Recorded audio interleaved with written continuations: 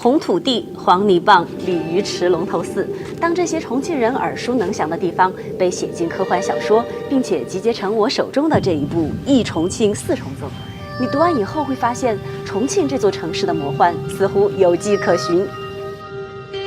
他们还需要努力想象一个科幻世界，而我已经生活在科幻之中。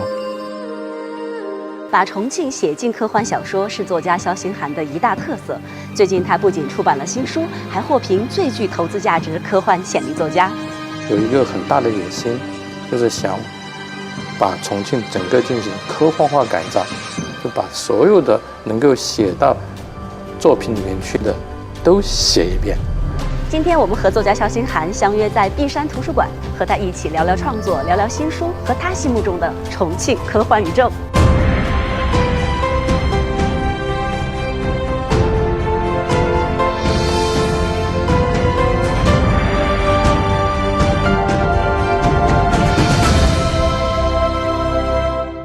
萧老师，你的书是那种看了就停不下来，就一直往下读，一直往下读，讲故事的高手。来帮我签一下名。能得到读者的喜欢是作者的荣耀。最开始模仿过的，那个时候我写的每一句话、每一个用词，甚至每一个标点符号都带着古龙的味儿，人称小古龙。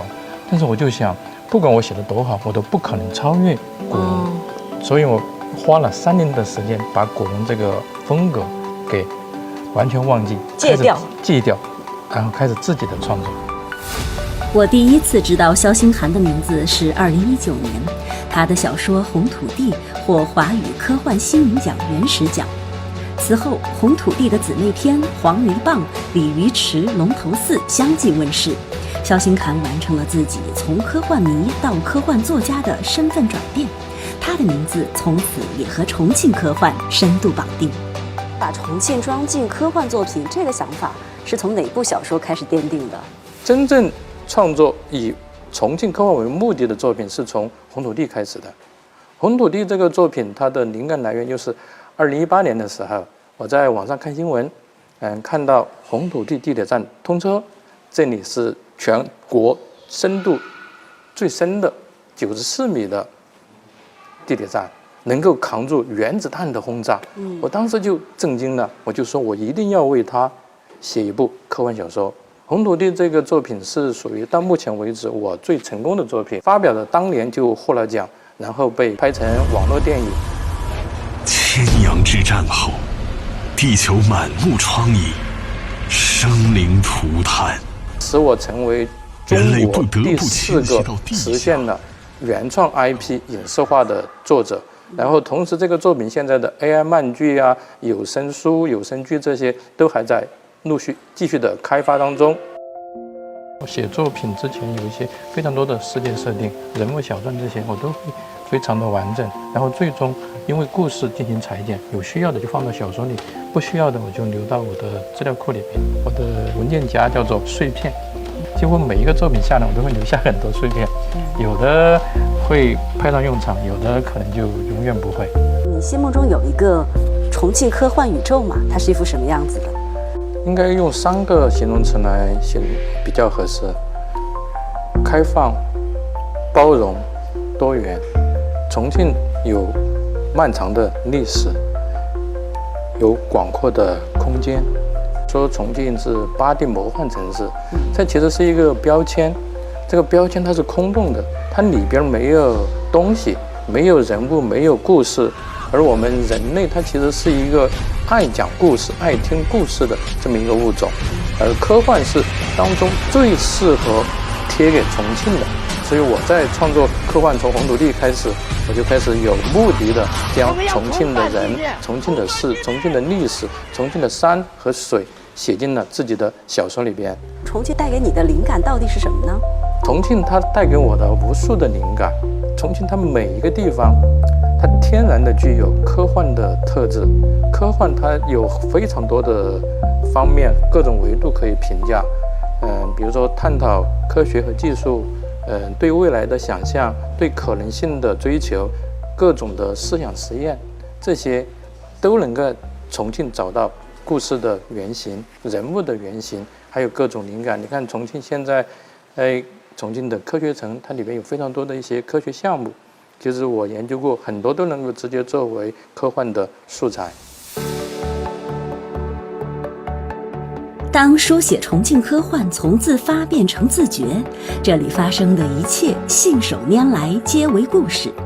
一重庆四重奏写极端环境下人类的选择，逐日则以璧山空间太阳能电站试验基地为原型，碳铁之战7部曲描写人类文明与机器文明未来100年的纠葛，而新书《龙脊上的重庆》则是从云阳恐龙考古发现汲取的灵感。它被称为重庆版的侏罗纪公园，你怎么看这个评价？所有想写恐龙科幻的作者都会遇到一个问题，就是你这个作品跟侏罗纪公园它有什么不一样？这个我思考了20多年，所以在2023年的时候，我才找到了一个突破点。这个突破点就是重庆。2015年的时候，重庆发现了世界上最大的侏罗纪单体的恐龙化石长城。在创作这个作品的过程中，既去实地的化石挖掘现场，也去小说中提到那个化石修复中心，我也亲自去参观过，看那些工人师傅对化石进行各种的修复。